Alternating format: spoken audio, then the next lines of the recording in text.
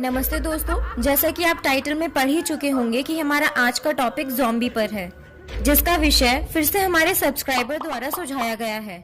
अगर आप भी चाहते हैं कि हम आपके सुझाए टॉपिक्स पर वीडियो बनाएं, तो अपने टॉपिक से पहले #myvideo का प्रयोग जरूर करें ताकि हमको आपके कमेंट सबसे पहले दिखे।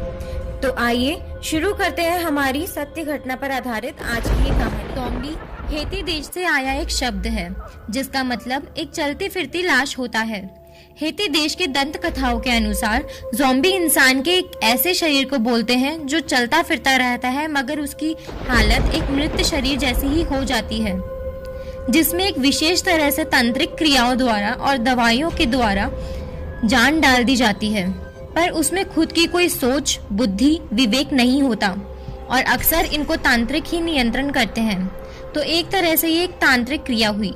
ज़ॉम्बी पर आज अनेकों हॉलीवुड मूवीज और वेब सीरीज बनाई गई है, पर उनमें से कुछ फिल्मों में ये बताया गया है कि किसी बीमारी के चलते या किसी बीमारी के फैल जाने की वजह से इंसान का शरीर इन्फेक्ट हो जाता है और वो ज़ॉम्बी बन जाता है। साथ ही ये इन्फेक्शन ज़ॉम्बी के संपर्क में आने या फिर उसके काटे जाने से दुनिया भर में फैलता ही जाता है। ये सभी सिर्फ कच्चे मांस का सेवन करते हैं, इनको पानी या नींद जैसी चीजों की कोई जरूरत नहीं होती। ज़ॉम्बी की बॉडी हील करना बंद कर देती है, जिसकी वजह से उनके घाव कभी नहीं भरते। उनका दिमाग काम करना बहुत लिमिटेड कर देता है, जिसकी वजह से वो बस धीरे धीरे चल पाते हैं या थोड़े बहुत हाथ मुंह हिला पाते हैं। उनको मारने का बस एक ही तरीका होता है कि उनके दिमाग को खत्म कर दिया जाए।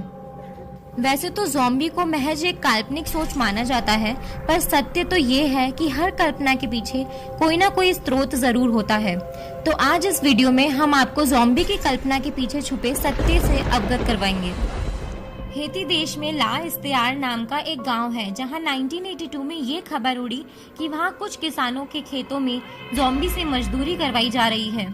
उन्हीं मजदूरों में से एक मजदूर का नाम था कैल्वियोस नार्सिस, जिन्होंने उन खेतों से भाग जाने के बाद अपनी ज़ॉम्बी यात्रा की पूरी सत्य घटना सभी को बताई। उन्होंने बताया कि एक दिन अचानक उनकी तबीयत बहुत ज्यादा खराब हो गई और जब उनको हॉस्पिटल ले जाया गया तो उनके शरीर में टेट्रोडोटॉक्सिन और बुफोटॉक्सिन की मात्रा बहुत ज्यादा बताई गई, जिसके चलते डॉक्टर ने उनको मरा हुआ घोषित कर दिया। फिर उनको एक कब्र में डालकर मृत मान लिया गया। पर उसी रात किन्हीं दो लोगों ने उस कब्र को वापस खोदा और उनके शरीर को वहां से बाहर निकाल लिया और उस कब्र को वापस बंद कर दिया ताकि किसी को भी किसी भी बात का शक ना हो। फिर उन्हें एक पुरानी सी बिल्डिंग में ले जाया गया, जहां पर उनके शरीर पर कुछ केमिकल्स और दवाइयों से तांत्रिक जैसा कुछ प्रयोग किया गया, जिसकी वजह से वो चलने फिरने लगे। पर उनका दिमाग ने अब काम करना बिल्कुल बंद कर दिया था। वो बस उतना ही काम कर पाते थे जितना उनको कहा जाता था। लगभग 20 साल तक वो खेतों में ही खेती करते रहे और जिसके बदले में उन्हें कुछ भी नहीं दिया जाता था। हर रोज सुबह उन्हें एक दवाई दी जाती थी, जिसकी वजह से वो पूरे दिन नशे में ही रहते थे और दिन रात खेतों में मजदूरी किया करते थे।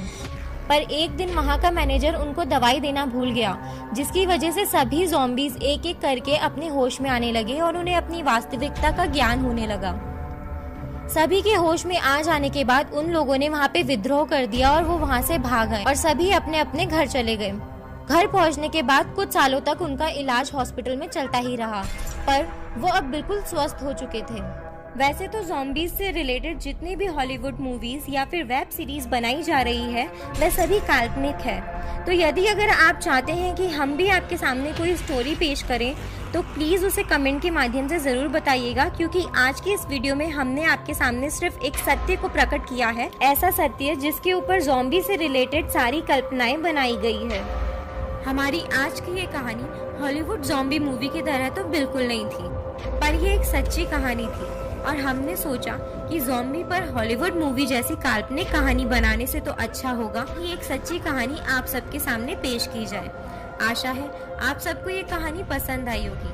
अगर ऐसा है तो प्लीज़ इसे लाइक करें, शेयर करें, साथ ही कमेंट करें और साथ ही सब्सक्राइब करें हमारा चैनल और पास ही में मौजूद बेल आइकन को भी दबा दें, ताकि आने वाली सभी वीडियोस की नोटिफिकेशंस आपको यूं ही मिलती रहे। धन्यवाद।